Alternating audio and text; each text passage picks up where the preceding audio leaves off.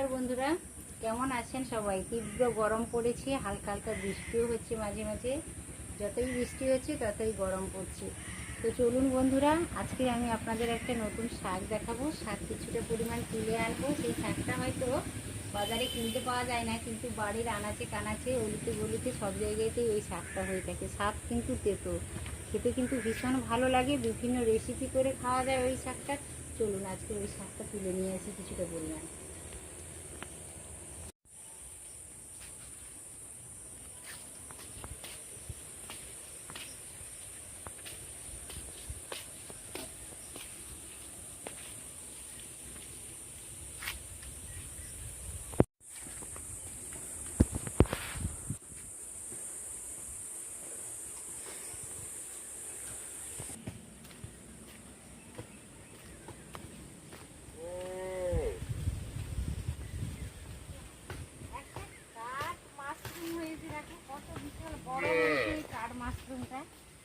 কাঠ মাশরুম কিন্তু অনেকে রান্না করে খায়, আমরা খাই না কিন্তু অনেকে খায়। দেখুন বন্ধুরা, বৃষ্টি হয়েছিল, কি ওয়েদারটা কি সুন্দর হয়ে গেছে, মাঠে সবুজ ঘাস হয়েছে। আর আমাদের গরুগুলো এখানেও বাঁধা আছে। এখানে অনেক শাক হয়েছে, এখান থেকে কিছুটা পরিমাণে শাক তুলে নেব। এই দেখুন বন্ধুরা, পুরো আমাদের মানে ঘরের কাছেই আর কি, এটা আমাদেরই মাঠ। প্রচুর পরিমাণে বৃষ্টি হওয়ার জন্য শাকগুলো সব বেরিয়ে গেছে, কি সবুজ হয়ে গেছে শাকগুলো। এই শাক তো শাক প্রতিটা মানুষের শরীরের পক্ষে ভীষণ ভালো, কিন্তু এটা হচ্ছে তেতো শাক।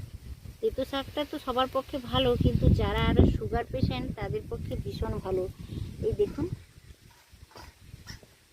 একেবারে কচি নরম শাকগুলো। এই দেখুন বন্ধুরা, এটা আমরা গিমা শাক বলি। এটা শাকটা তেতো লাগে। এটা অনেকটা পরিমাণ তুলে নিয়েছি, ডোবাগুলো তুলে নিয়েছি, একেবারে নরম। বৃষ্টির পরে শাকগুলো একেবারে নরম হয়ে গেছে। এই শাকের রেসিপি আমি একটা বানাবো আজকে। আপনারা সকলে শুরু থেকে শেষ পর্যন্ত দেখতে থাকুন, ভালো লাগবে। চলুন এখন বাড়িতে চলে যাব। এই দেখুন বন্ধুরা, শাকটা পরিষ্কার করে ছোট ছোট করে একেবারে কেটে নিয়েছি। কাটার পরে একটা ফুটো থালাতে করে ধুয়ে নিয়েছি। এইভাবে ঝিরিঝিরি করে শাকটা কেটে নিলে ভালো হয়। এই শাকটা কিন্তু এমনি রান্না করে খেলেও খুবই ভালো লাগে। আর আজ আমি কিন্তু তরকারি রান্না করব না, আজ আমি পকোড়া বানাবো। তেতো শাকের পকোড়াটা খেতে কিন্তু ভীষণ ভালো লাগে। হাতের কাছে পেলে অবশ্য আপনারা একবার হলেও ট্রাই করে দেখবেন। এটা প্রত্যেকের বাড়িতে কম বেশি রয়েছে, শহরে কিংবা গ্রামে। গ্রামে হয়তো প্রত্যেকের বাড়িতে রয়েছে, শহরেও যাদের বাড়ির পাশে অল্প জায়গা আছে ওই জায়গাতেই দেখা যায় যে পাশে এই শাকটা প্রচুর পরিমাণে হয়ে। হয়তো অনেকে জানে না যে এই শাকটাকে পকোড়া বানিয়ে খেলে হালকা হালকা তেতো লাগে, ভীষণ ভালো লাগে। তো দুটো বড় সাইজের পেঁয়াজ আমি কেটে রেখেছিলাম, একেবারে ছোট ছোট করে কেটে রেখেছিলাম, একটা বাটির মধ্যে নিয়ে নিলাম। আর এই যে 3-4টা কাঁচা লঙ্কা ছোট ছোট করে কেটে রেখেছিলাম, ওটাও নিয়ে নিলাম। এবার এইটাতে পেঁয়াজ আর কাঁচা লঙ্কার সাথে লবণ দিয়ে দিচ্ছি স্বাদ মতো।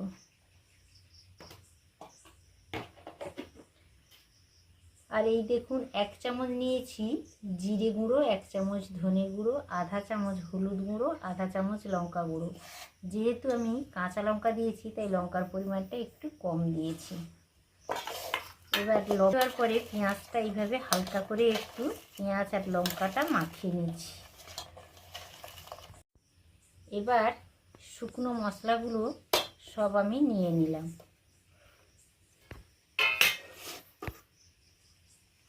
শাকটা নিয়ে নিচ্ছি। ভীষণ ভালো লাগে এই শাকের, তেতো শাকের পকোড়া। আর যাদের সুগার রয়েছে তাদের পক্ষে তো ভীষণ ভালো, উপকারী একটা শাকই বলা যায় এটা। পেঁয়াজ, কাঁচা লঙ্কা, জিরে গুঁড়ো, হলুদ গুঁড়ো, ধনে গুঁড়ো আর লঙ্কা গুঁড়ো সব একসাথে ভালো করে শাকের সাথে ভালো করে মাখিয়ে নিচ্ছি।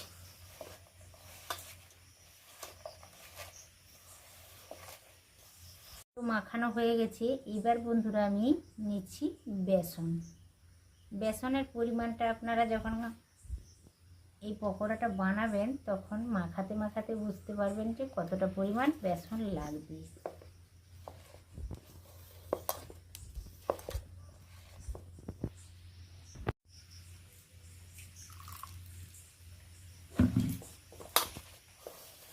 অল্প আমি জল দিয়ে দিলাম।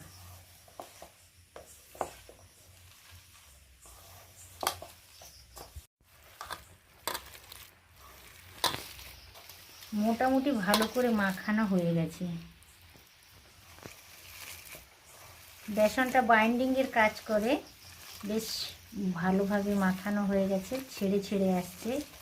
এর দ্বারা বোঝা যাচ্ছে যে বেশ ভালোভাবে রেডি হয়ে গেছে।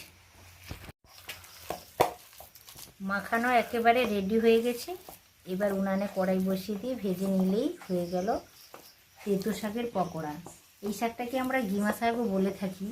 এটা অনেক সময় বাচ্চারা খেতে চায় না বন্ধুরা, তেঁতো খেতে চায় না, কিন্তু এইভাবে যদি একটু ভেজে দেওয়া যায় বেসন দিয়ে, একটু মশলা দিয়ে, কিন্তু অসাধারণ লাগে। আর বাচ্চাই বলো বড়ই বলো সবাই কিন্তু খুবই পছন্দ করে এটা। উনানে একটা কড়াই বসিয়ে দিয়ে জ্বালানো লাগিয়ে দিয়েছি, আর কিছুটা পরিমাণ আমি সাদা তেল দিয়েছি। তেলটা বেশ গরমও হয়ে গেছে। এই পর্যায়ে বন্ধুরা আমি এবার ছোট ছোট করে এইভাবে কেটে দিয়ে দেব।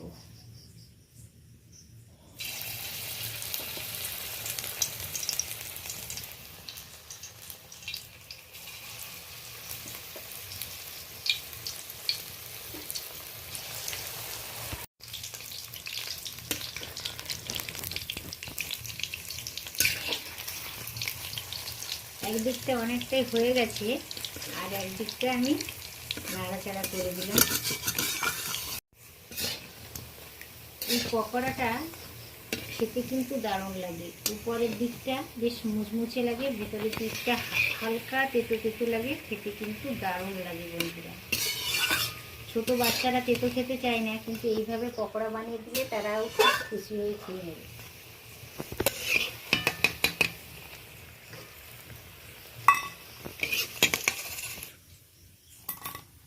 একেবারে মুচমুচে হয়েছে।